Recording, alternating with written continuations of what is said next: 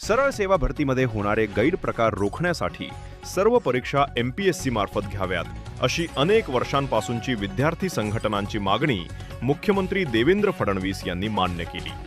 त्यानुसार आयोगाच्या शिष्टमंडळाने नुकतीच केरळ लोकसेवा आयोगाला भेट दिली।